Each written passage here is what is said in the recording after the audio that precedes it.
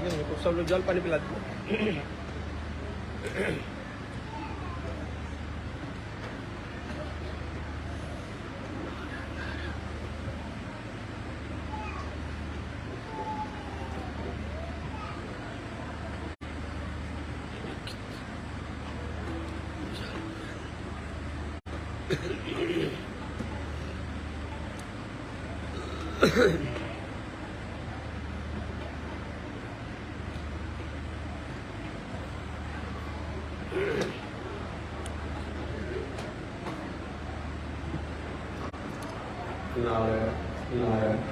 नारायण।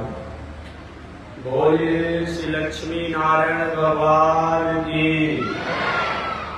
श्री भाष्यकार भगवान श्री रामानुजाचार्य स्वामी महाराज की।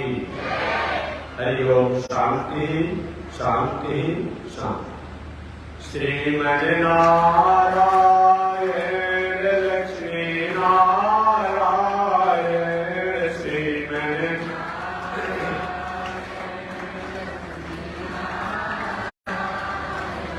श्रीमद् नारायण नारायण नारायण। श्रीमद् नारायण नारायण नारायण। श्रीमद् नारायण भवतारायण। श्रीमद्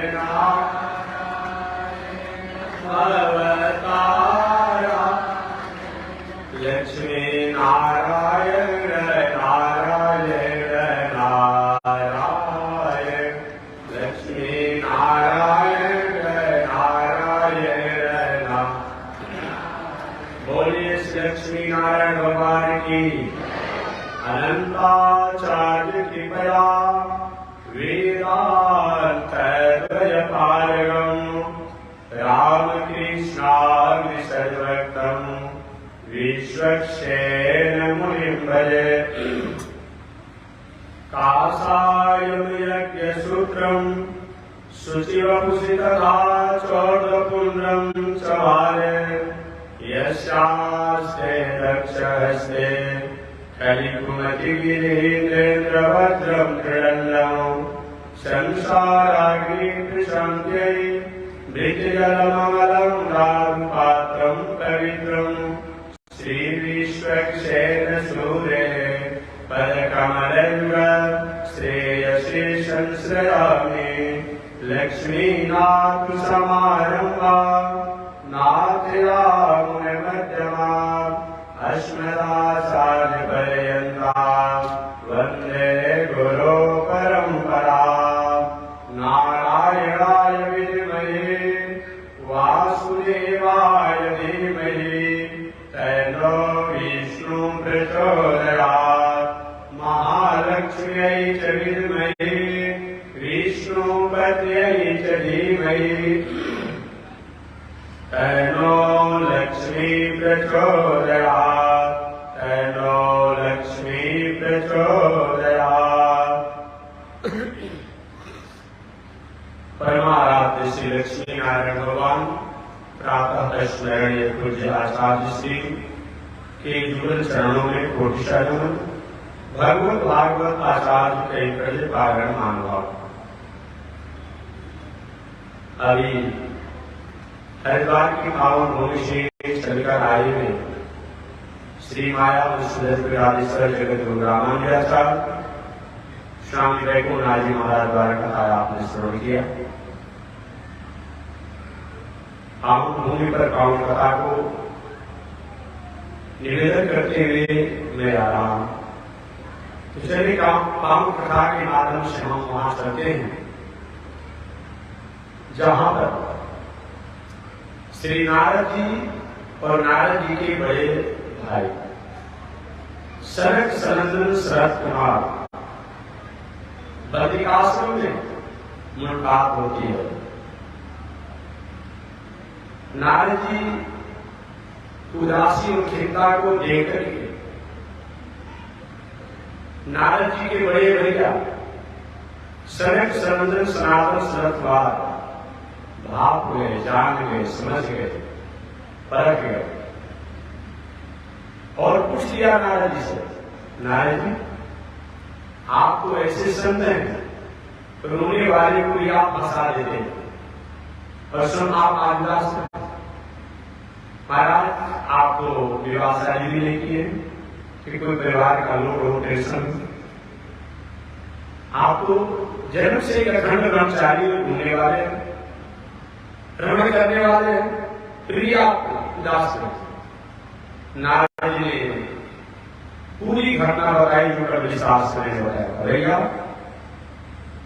अपना कर्म भूमि समझकर मैं पृथ्वी पर भ्रमण किया, सभी तीर्थों में घूमा, कहीं हमें शांति नहीं मिली। तीर्थ में जो संत महात्मा ज्ञानी महात्मा गुणात्मा को रहना चाहिए, वहां असमरसता, असमता और स्वभाव के पुजारी जो है वही अपना कब्जा जमाए हुए। संतों के यहां घूम करके मैं अपनी शांति उदासी को शांत करना चाहा, तो देखा कि संत लोग भी अपनी संस्कृति, अपने स्वरूप से उदास होकर के संसारिक अवस्थाओं में अपने जीवन कीजिए। वहां से घूमते हुए नारी में आया वृंदावन में। वृंदावन की यमुना के पांव तट पर एक ज्योति वृद्ध चेत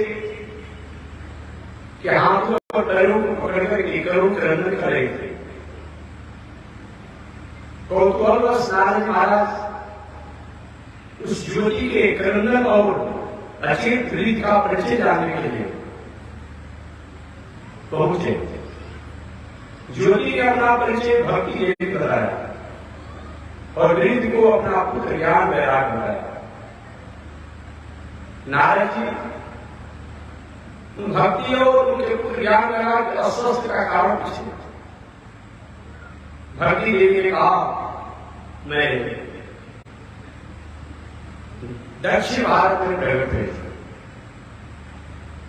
कर्नाटक इत्यादि क्षेत्रों में मेरा समान सत्कार प्राप्त हुआ, आदर मिला, मुझको जानने वाले हुए, और ये भी मैं गुर्जर प्रदेश में आई, मैं और मेरे पुत्र वृद्ध हो गए। किसी तरह मैं अपने पुत्रों को लेकर के वृंदावन में आई, मैं तो स्वस्थ हो गई, लेकिन मेरे पुत्र ज्ञान वैराग पर कोई प्रभाव नहीं पड़ा। नारद जी आप कृपा करके मेरे पुत्रों को स्वस्थ किया। नारद भैया मैं भक्ति के पुत्र को स्वस्थ करने के लिए बहुत प्रकार का सत्कर्म किया। वेद से लेकर उपनिषद से लेकर के इतिहास से लेकर के पुराण से लेकर के गीता से लेकर के विष्णु सहस्रनाम से लेकर के जितने भी हमने जीवन में साधना को प्राप्त किया, जाना, निधिध्यासन किया, सभी को मैंने उन भक्ति के पुत्र ज्ञान वैराग को स्वस्थ करने के लिए प्रयास किया, परंतु कोई प्रभाव नहीं। आकाशवाणी हुई, नारद जी आप सत्कर्म करें और सत्कर्म की परिभाषा संत लोग बताएंगे। भैया मैं सत्कर्म व्याख्या सुनने के लिए इस वैदिक आश्रम में आया, और यहाँ आया तो आपका दर्शन हुआ, देखा यहाँ पर संत महात्माओं की जगोड़ा है। आप बताइए सत्कर्म का मतलब क्या होता है? सरकारी जी का नाम सत्कर्म का दूसरा कुछ नहीं होता है। जिन कर्म, जिन आचरण, जिन व्यवहार के द्वारा हमारा दिल, हमारा दिमाग, हमारा बुद्धि, हमारा मन, हमारा चित्त, हमारा आहार, हमारा व्यवहार, हमारा स्वभाव, हमारा संग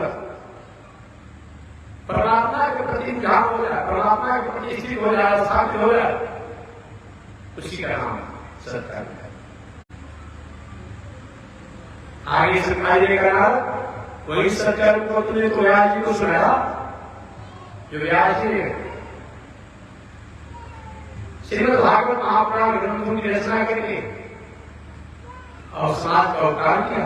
आज अपनी बारी आई तो आप भूल गए। अच्छा, तो सत्कर्म का मतलब भागवत कथा होता है। नारद जी सत्कर्म का मतलब भागवत कथा होता है, ज्ञान जग होता है। नारद जी भैया केवल आप ही भागवत कथा सुना दीजिए उन भक्ति के पुत्र ज्ञान वैराग को स्वस्थ करने के लिए। सरकारी में पृथ्वी से देवलोक से नीचे नहीं जाना चाहता, पृथ्वी ऊपर भी जाने की इच्छा नहीं है।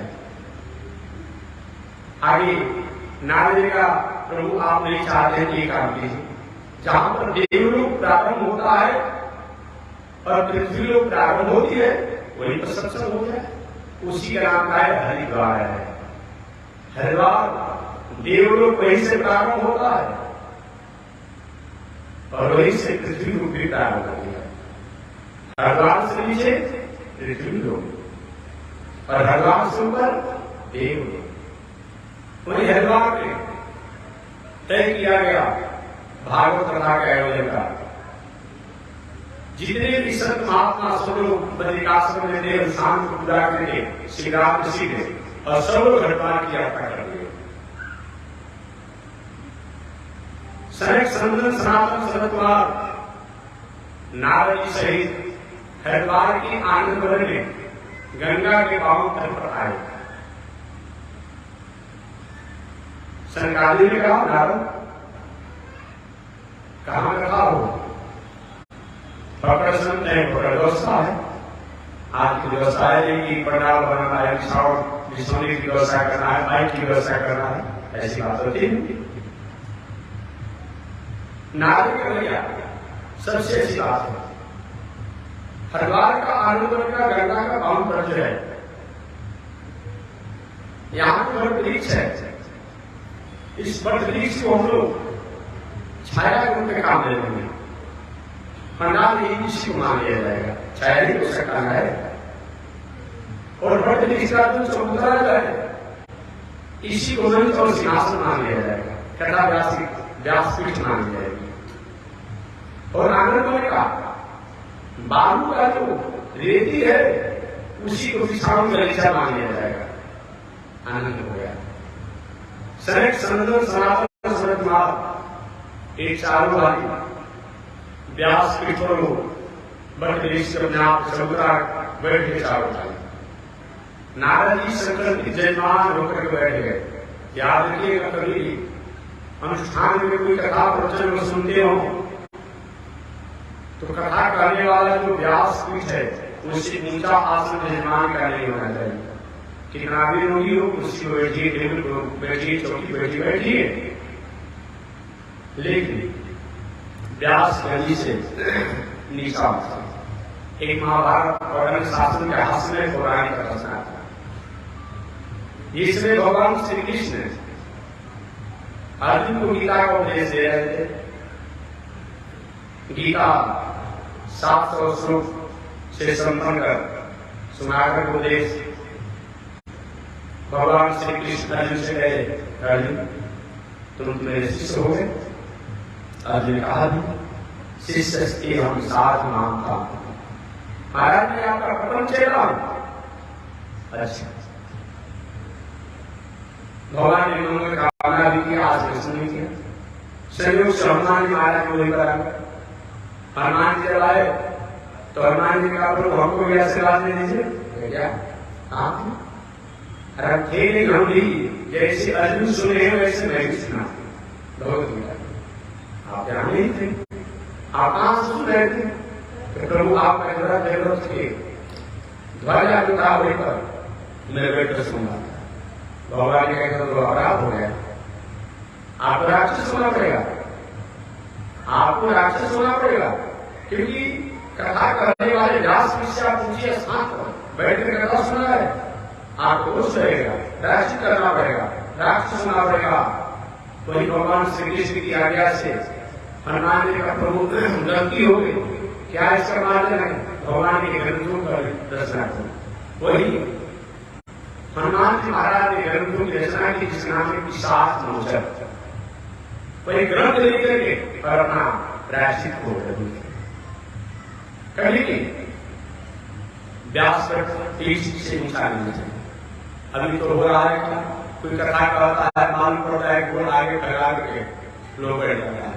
गोड़ में इत्यादि दर्द हो ऊपर से वस्त्र सुधार कर लीजिए, ये बताया गया है।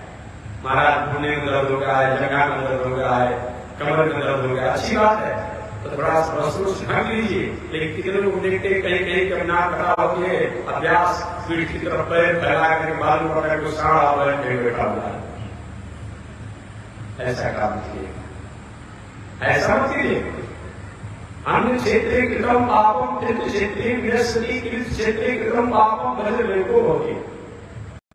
हमारे आप के द्वारा अनजान में कहीं अपराध हो जाता है, संत महात्मा तीर्थ के यहाँ जाने से उसका मार्जन होता है, और संत महात्मा के यहाँ तीर्थ करने में अपराध हो जाता है, उसका एकमात्र नाम दंड होने के अलावा दूसरा कोई प्रयास नहीं है। ऐसा है सनातन संत महात्मा चारों भाई व्यास पीठ पर बैठे, और व्यास पीठ पर बैठे नारद जी से बात बनेंगे, संकल्प की जन्मा। संकल्प का बहुत बड़ा महत्व होता है। कभी लोग पूछते हैं कि महात्मा जी क्या ऐसे कोई पूजा पाठ कथा करने का कोई मतलब नहीं है? हम है, लेकिन संकल्प का एक बहुत बड़ा महत्व है। संकल्प माने एग्रीमेंट कोई भी होगा, उस एग्रीमेंट को ही अपने आप को संसार की जगह से आते हैं। ऐसे कोई व्यक्ति आपको कोई दान दे दिए, हो सकता है कि लड़की का एग्रीमेंट होता है, आदमी सर्जरी करते हैं, भाषा में हम कहते हैं, तो उस पर लोगों को विचार करने का मौका मिलता है। तो संकल्प होना चाहिए। नारद जी संकल्प भक्ति देवी के पुत्र ज्ञान पैदा को स्वस्थ करने के लिए जजमान होकर के कथा में बैठे, और जब बैठे और तो पूरी हरिद्वार में रहने वाले संत महात्मा की साधना आराधना में रहने वाले थे, सबको उनको दूर हो गया, हद हो गया। नारद जी कथा सुने, जब नारद जी कथा सुने तो हम लोग ऐसा नहीं होगा, हम लोग भी कथा सुने चलेंगे। जब नारद जैसे चंचल और घुमाकर संत एक अपने आप के समय नियत तरीके से कथा सुन सकते हैं, तो हम लोग नहीं सुने। कुछ ऐसे भी अहंकारी लोग थे, कुछ भी हो, नारद सुनने वाले हो, सरकारी सुनाने वाले हो, लेकिन हमको बुलावा नहीं तो हम कहीं जाएंगे। वैसे लोगों को वशिष्ठ ऋषि और जो उच्च कोटि के संत लोग थे, जाकर की आग्रह करके बुलाए महाराज आपका वहां पर रहना अनिवार्य है, इसीलिए कोई भी सार्वजनिक संस्थान आप लीजिए।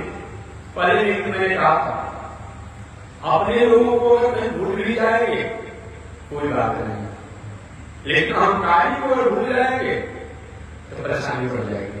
इसलिए उनको जरूर अपने आप समान सरकार आदर करके इन्वाइट कीजिए, आमंत्रण दीजिए। नारद महाराज कथा सुन रहे, सुंदर के पूरे हरिद्वार किसी के शोभित क्षेत्र में रहने वाले संत महात्मा थे,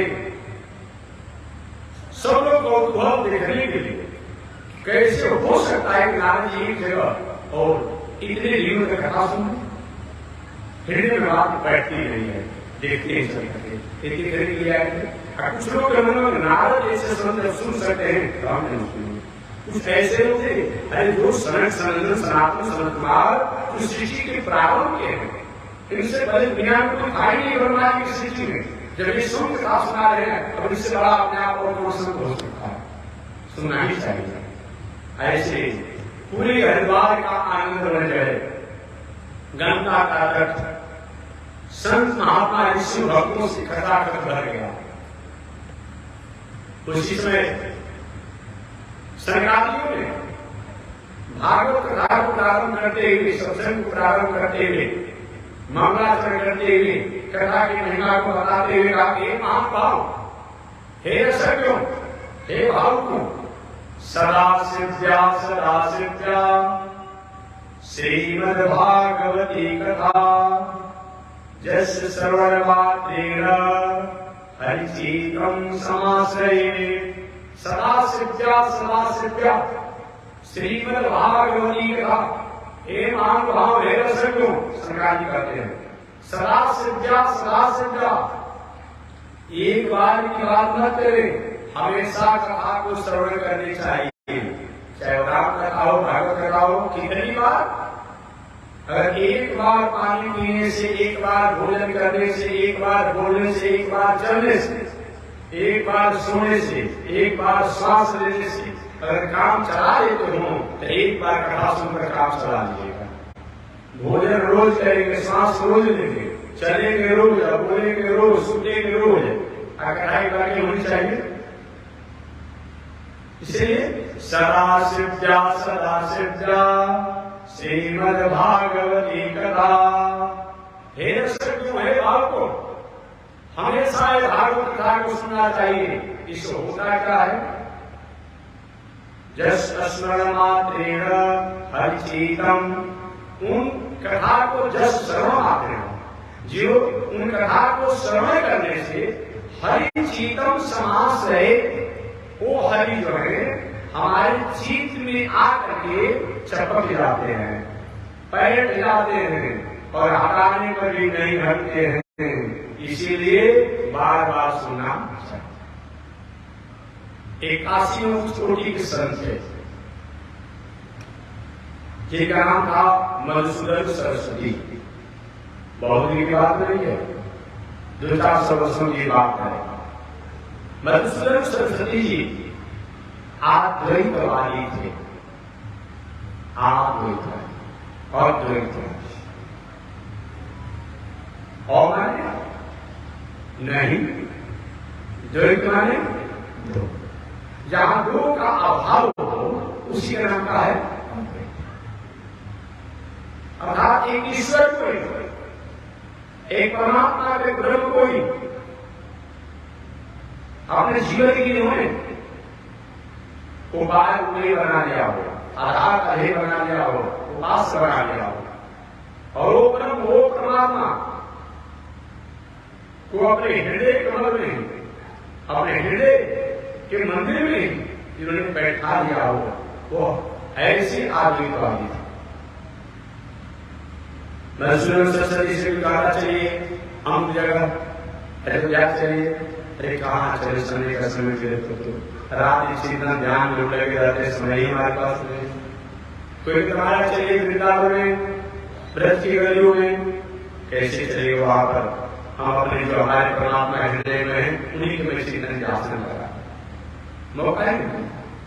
एक बार कुछ सब लोग वृंदावन की यात्रा किए थे, एक मधुसूदन सरस्वती जी चलिए ना, श्री कृष्ण का जन्म चलिए, मथुरा चलिए, वृंदावन चलिए, लीला क्षेत्र में चलिए, गोकुल में चलिए, चलने के वहां अपने आप में दर्शन किया गया। मधुसूदन सरस्वती ने कहा कि मैं चल तो सकता था, लेकिन मैंने सुना है वो वाणिया और कृष्ण बहुत नटखट स्वभाव का है, बहुत नटखट स्वभाव का है। गोपियों का माखन नहीं खाता था और शरारत नहीं करता था, और गोपियों की हड्डी को फोड़ देता था, साड़ियों को फाड़ देता था। वैसे कृष्ण श्री मेरा भी संगत हो जाए कि मैं जो अपने हृदय में, हृदय आकाश में ब्रह्म तत्वों का ध्यान करता हूं, कि उसमें रुझान में उदासी हो जाएगी। कैसे कैसे कुछ दिनों बाद दर्शन मिलेगा, हमारा चलिए कम से कम इस गली में वो लीला की है वहां नहीं चलेंगे, तो ऐसे चलते ब्रज में भी, वृंदावन में भी। बार बार लोगों द्वारा कहने का मतलब क्या हुआ कि एक दिन मधुसूदन सरस्वती के मन में आ गया कि नहीं सुनना चाहिए, सुनने का। जस श्रवण मात्रेण हरिचीतम समास है, जिनको सुनने से हरि जो है हमारे चित्त में आकर के चपक जाते हैं, जो बार बार नकारते रहे मधुसूदन सरस्वती जी कि ठीक है मैं चलूंगा। एक सुनिए संत महात्माओं, उस गली में हमें नहीं ले जाना है जहां पर वो कृष्ण वालिया नटखट स्वभाव का लीला किया, भारत में चलिए, बाद में उस गली में नहीं जाने को बात किया जाएगा। संत महात्माओं के साथ मधुसूदन सरस्वती जी वृंदावन में गए, जाने के बाद उनका चेक पर भूमि क्या बिगड़ जाएगा, चलिए ना चलिए। अब क्या मन कर रहा, चलिए मधुसूदन सरस्वती जी, यहाँ कृष्ण ने ये काम किया, या लीला किया, या रण किया, या माखन चोरी किया, किया, ऐसे अनेक लीला आश्रम को घूमे, और घूमते घूमते सुनते सुनते ऐसा हो गया कि अब मधुसूदन सरस्वती अब नहीं अपने रह गए, अपने आपा में नहीं रह गए। और मधुसूदन सरस्वती अब सब अपने आप कहते हैं बंशी विभूषित करार ध्वनि लगावा, बंशी विभूषित करार ध्वनि लगावा। जो बंशी से विभूषित है, पीताम्बर को जो धारण किया हुआ है, घुंघराला बाल है, बिल्ली के समान मूछ है, सूखे के ठोर के समान जिनकी नासिका है, मोती के समान जिनका दांत है, बटुआ के समान जिनका सुंदर गोला। बटुआ ही पहले घर में होता था भोजन बनाने के लिए, पीतल का होता था। तो बटुआ के समान सुंदर जिनका मुखमंडल है, पीताम्बर पहने हुए हैं, बंशी विभूषित का हाथ नहीं लगा। ऐसे बंशी से विभूषित है कृष्णार्थ तत्व हम न जाने। हे दुनिया में रहने वाले हो सकता है तुम की सत्ता गई हो, निराकार ब्रह्म हो, निर्गुण ब्रह्म हो, हृदय में करने वाले ब्रह्म हो, जो में ब्रह्म रहते हो, वेद में ब्रह्म रहते हो, निषद में ब्रह्म रहते हो, लेकिन बंशी से विभूषित है जो पीताम्बर को धारण किया हुआ है कृष्णार्थ तत्व हम न जाने। उन कृष्ण से अलग मैं किसी तत्वों को नहीं जानता। ये सुनने का है सनातन संत महात्मा जब कथा सुना रहे थे तो कथा सुनाते समय क्या हे मानव सदा सिद्ध्या श्रीमद् भागवती कथा जस्य श्रवण मात्रेण हरिचित्तम समाश्रये।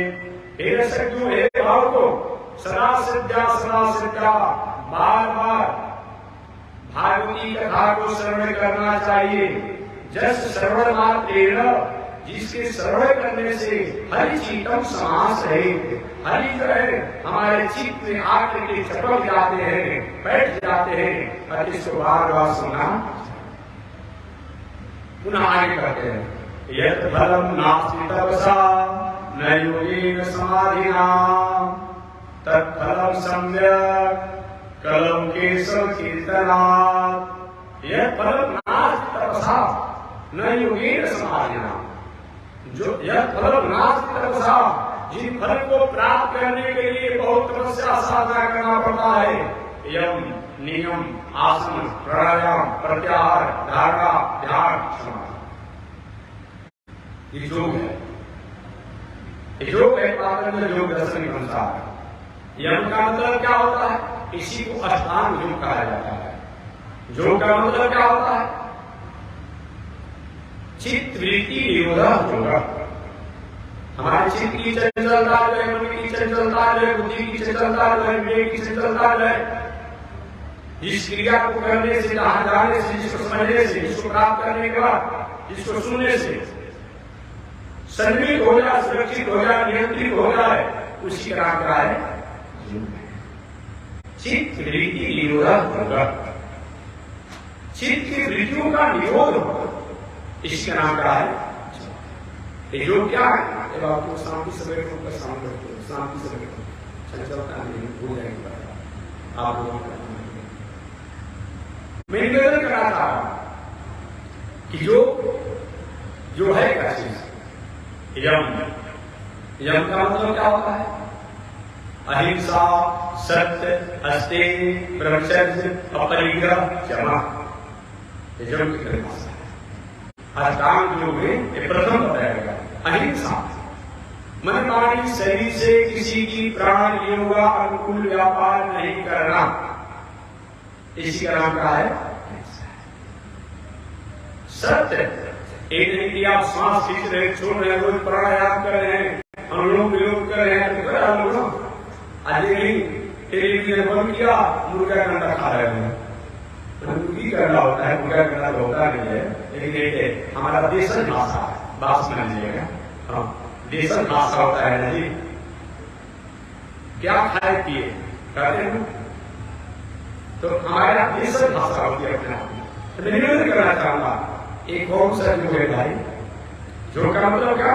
ठीक है, अपना नशानी अपना नशे हो, जो बीत गई सो बात गई, जो हो गया सो हो गया, लेकिन अब हमारे द्वारा नहीं होगा, ऐसा होता है, सही हमें जो जाना है। यम का मतलब क्या होता है? अहिंसा, सत्य, अस्तेय, ब्रह्मचर्य, अपरिग्रह, इसी का नाम क्या है? अहिंसा मन वाणी शरीर से किसी के प्राण योगा में व्यापार नहीं करना।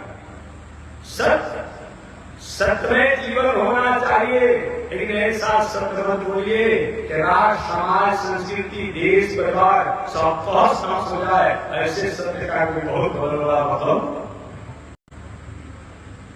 सत्य की भाषा को समझना पड़ेगा। सत्यम कुर्यात्, सत्य बोलना चाहिए, न कुर्यात् सत्य। ऐसा सत्य मत बोलिए जो अप्रिय हो, अहित करने वाला हो। ये धर्म सनातन, यही सनातन अहिंसा सत्य। अस्ते चोरी की वजह से अनिति से संपत्ति का संग्रह मत कीजिए। संपत्ति तो हो जाएगा, लेकिन संपत्ति का भोग नहीं होगा जीवन में। इसलिए अस्ति अनितिगत तरीकों से संपत्ति का संचय नहीं होगा। अहिंसा सत्य, अस्ति ब्रह्मचर्य। ब्रह्मचर्य का मतलब विवाह शादी किए हो तो पत्नी की मर्यादा में रहना, एक नारी ब्रह्मचारी, एक नारी ब्रह्मचारी। विवाह शादी हो गया हो, एक दो बाल बच्चे सरकार के मानक के अनुसार, क्योंकि सरकार की बात हम पहले पढ़ते हैं, हमारे पुण्य को नहीं करेगा। पहले जमाना अलग होगा, लेकिन अब तो सरकार ने जो मानक बनाया, चाहे प्रदेश सरकार हो, केंद्र सरकार हो, कि कितना बाल बच्चा होना चाहिए, वो सरकार के मानक और मापदंडों को ख्याल करते हुए, और एक दो संतान जो हो जाए तो होने के बाद पुनः पत्नी के साथ केवल पूजा पाठ धर्म कर्म सदाचार से रहना। ऐसे जीवन जीते हैं तो भी ब्रह्मचर्य है, वो भी ब्रह्मचारी है, पत्नी के साथ रहने के बाद। और ब्रह्मचर्य का मतलब क्या? कहीं ज्ञान वैराग्य की स्थिति हो गई है तो पत्नी को बेटा या दामाद या परिवार की सीमा सौंप करके तो संत महात्मा बनकर के विरागी जीवन जीना, यही ब्रह्मचर्य है। लेकिन ये ब्रह्मचर्य का मतलब नहीं कि विवाह करके आप पत्नी को छोड़ दीजिए, अब बहुत बड़ा ज्ञान वैराग्य की बात कर लीजिए। ये लोग मानते हैं उनके साथ इसको गवाही नहीं देता, शास्त्र गवाही नहीं देता, दोष करता है। याद रखिएगा, दोष करता है। इसलिए अंतिम मुख चोटी के ऊपर कोई हो तो बात अलग है कि आप अपनी पत्नी को छोड़ दीजिए, कहीं इधर उधर चंचलता में भटकते रहे, क्या मतलब होता है? अगर स्थिति बहुत ऊंचाई पर हो, रामानुजाचार्य स्वामी महाराज के समान अगर आप ऊंचाई हो, तुलसीदास जी के समान अगर आप वैराग हो, तो अच्छी बात है, तब तो अच्छी बात है। तुलसीदास जी भगवतदास जी रामानुजाचार्य स्वामी महाराज उन लौट कर धरनी वापसी आए। लेकिन मान लीजिए अपनी पत्नी को आप मर्यादा का काम नहीं कर पाते हैं, कहीं भटकाव होता है, तो आपकी पत्नी द्वारा किसी प्रकार की विषम परिस्थितियों को स्वीकार किया जाता है, या आपके द्वारा कोई भी विषम परिस्थिति होता है, उसका अपराध और दोष आपको लगता है। तो ब्रह्मचर्य का मतलब विवाह हुआ हो तो विवाह होने के बाद पत्नी की मर्यादा में रह करके जीवन जीना ब्रह्मचर्य है। विवाह होने के बाद बाल बच्चे हो गए हो तो बाल बच्चे को होने के बाद अब पत्नी के साथ शेष में जो है पूजा पाठ और धर्म कर्म में जीवन जीना, वो भी ब्रह्मचर्य है। अगर एक ज्ञान वैराग हो जाए तो पत्नी को या तो नमाज या प्रभुत्व या परिवार को सौंप करके और सत्कर्म में और जीवन जीना, वो भी ब्रह्मचर्य है। और ब्रह्मचर्य का मतलब ब्रह्म माने परमात्मा होता है, ब्रह्म माने वेद होता है, ब्रह्म माने उपनिषद होता है, ब्रह्म माने दया होता है, ब्रह्म माने परोपकार होता है। अर्थात परोपकार में जीवन होना, दया में जीवन होना, परमात्मा में जीवन होना, सदाचार में जीवन होना, ये सबका है ब्रह्मचर्य। ब्रह्म माने वेद भी होता है, वेद के अनुसार जीवन जीना, उपनिषद के अपने जीवन के आचरण उतारना, शास्त्रों के अनुसार जीवन जीना, चलना चलना, इस नाम का है यह करना भी ब्रह्मचर्य है। दुनिया में जो भी अच्छे कर्म हैं, अच्छे वाक हैं, अच्छे विचार हैं, उनको जीवन के प्रैक्टिकल में उतारना, इसका नाम क्या है ब्रह्मचर्य। तो जब का मतलब क्या होता है? अहिंसा, सत्य, अस्ते ब्रह्मचर्य अपरिग्रह। ये जम है जो का प्रथम कड़ी है। जम की व्याख्या है अपरिग्रह। अ माने नहीं, अपरिग्रह। अ माने नहीं, परि माने सभी प्रकार से ग्रहण स्वीकार। अर्थात जो नहीं स्वीकार करने जो चीज हो उसको नहीं स्वीकार करना। जैसे जैसे हमेशा मैंने कहा सरकार द्वारा नई नई स्कीम चलाई जा रही हो, लेकिन चुनाव और लोग और सब्सिडी के लेने के लिए और मुर्गा के या सुअर के या कबूतर के या बकरा के और मछली के फार्म मत खोलिए सब्सिडी देने के लिए। ये आपके नहीं अपना धर्म होता है, लेकिन अगर हम खाते खोले हैं वो तो आता है उठा के ले जाता है, बेच देता है, लेकिन उस पैसा से तो आपका परिवार आप होते हैं ना, परिवार के लोग की बुद्धि भ्रष्ट हो जाएगी, भ्रष्ट हो जाएगी अपने आप में। और जो नहीं ग्रहण करने जो हो, जो नहीं सेवा करने जो हो, जो नहीं लेने जो हो, जो नहीं बचाने जो हो, जो नहीं स्वीकार करने जो हो, उसको नहीं स्वीकार करना, इसका नाम का है अपरिग्रह। इन नियमों को पालन करना ये जो की प्रथम कड़ी है, इसी का नाम है शब्द। दूसरा क्या होता है? नियम। यम, नियम, आसन, प्राणायाम, प्रत्याहार, धारणा, ध्यान, समाधि। अष्टांग योग की अंतिम स्थिति को समाधि कहते हैं, कभी आपने पढ़ा होगा। यही अष्टांग योग है। सबसे प्रथम क्या है? यम। नियम दूसरा होता है नियम। नियम का मतलब क्या होता है? धैर्य, क्षमा, संतोष को नियम कहते हैं। धैर्य माने विषम से विषम स्थितियां आ जाए फिर अच्छे कर्मों को क्या नहीं करना, गलत कर्मों की तरफ पैर नहीं बढ़ाना, इसका नाम क्या है? क्षमा। धन जन पद प्रतिष्ठा मान सम्मान सब कुछ हो जाए, लेकिन कभी उसका दुरुपयोग नहीं करना, मिसयूज ना रहिए, उतने प्रसन्न और मुस्कुराते रहिए। हमेशा परमात्मा को धन्यवाद दीजिए कि मुलाहना मत दीजिए कि भगवान ने हमको क्या दिया है। जो दिया है बहुत कुछ दिया है, बहुत कुछ दिया है। धृति, क्षमा, संतोष, अलोक, ये सब नियम। यम नियम। तीसरा होता है योग का साधन। तीसरा आसन। आसन का मतलब क्या होता है? किसी एक आसन पर कम से कम 2 घंटा से 4 घंटा तक बैठे। आसन तो 84 आसन बताया गया है योग में। उन 84 आसन में 10 आसन श्रेष्ठ है। उन 10 आसन में 2 आसन श्रेष्ठ है। एक पद्मासन, एक सिंहासन। पद्मासन का मतलब क्या होता है आप जानते हो, लेकिन सबको नहीं करना चाहिए। कोई घुटने का रोगी आदमी हो, कमर का रोगी आदमी हो, या पुराना हो गया हो, अभी नहीं कि अब पैर को अपना चढ़ाने से घुटना हो इधर खसक जाएगा, काम गड़बड़ हो जाएगा। ये जो नए तरीके हैं जो ऐसे प्रयास बहुत है। पद्मासन का मतलब क्या होता है? अपने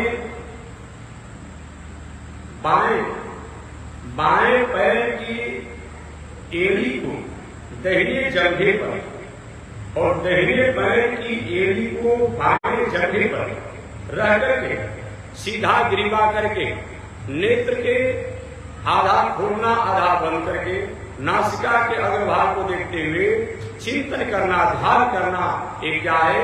पद्मासन है। इसे अभी ध्यान करने पर ध्यान हमारा एकाग्र हो जाता है।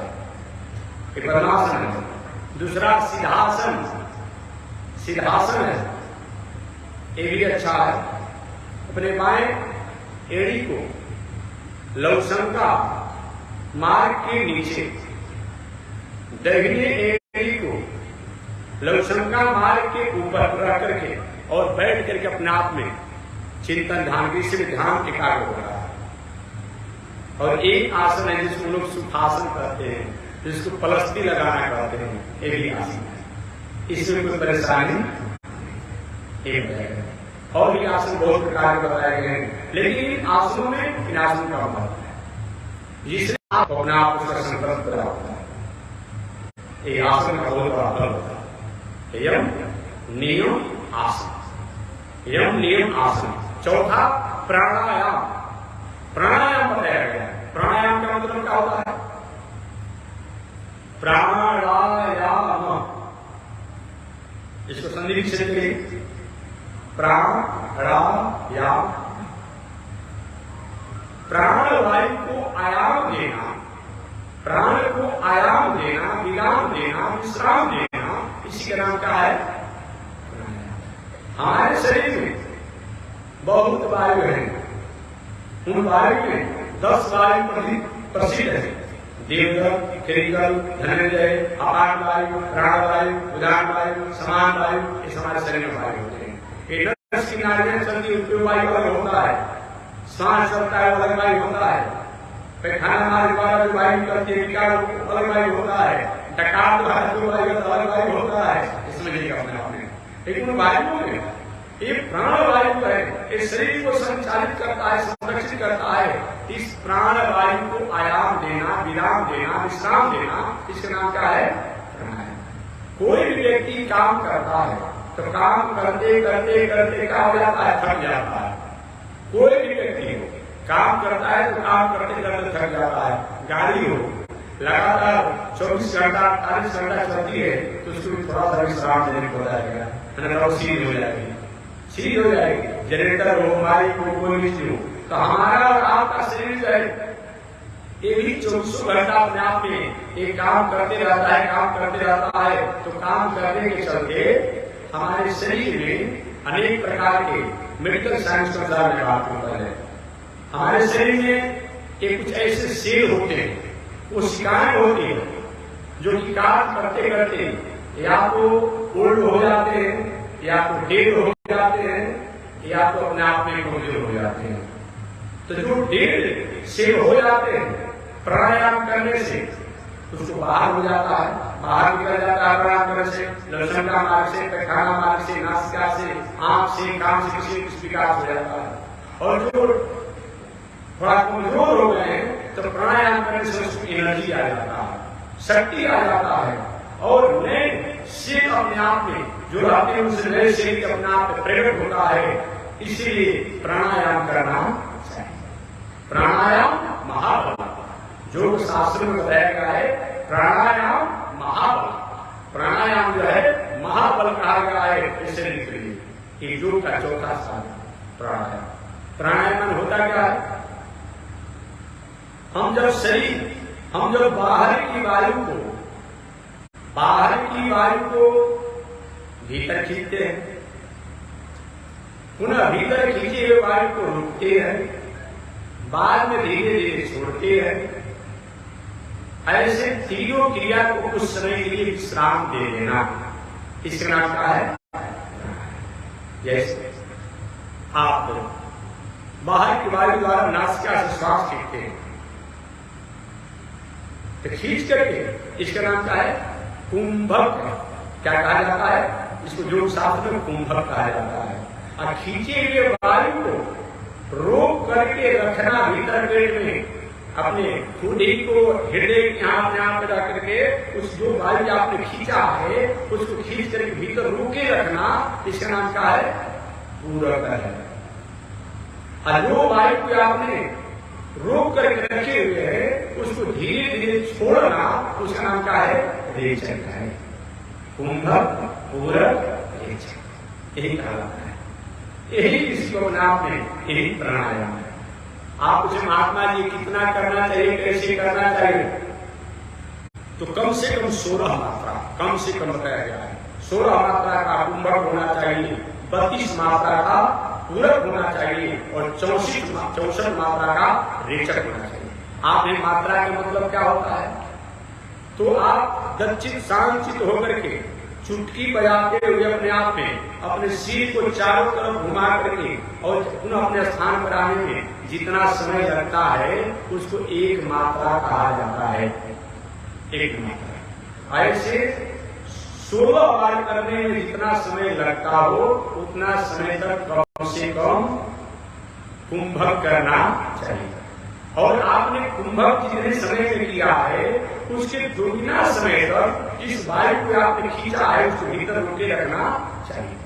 इस वायु को आपने भीतर खींच कर रखा है, जितना आपको पूरक करने में समय लग रहा है। मानिए 16 मात्रा में कुंभक आपने किया तो 32 मात्रा अगर मान लीजिए कि अगर 16 मिनट आपको कम से कम, हालांकि 16 मिनट से होगा नहीं, जो बड़े बड़े जोगी साधक दवाई होगा, हो सकता है कि आपको आधा मिनट ही लगता हो एक मात्रा करने में, तो 8 मिनट अगर कहीं आपको कुंभक करने में लगा तो 16 मिनट में सांस के वायु को रोकना, 30 मिनट वायु को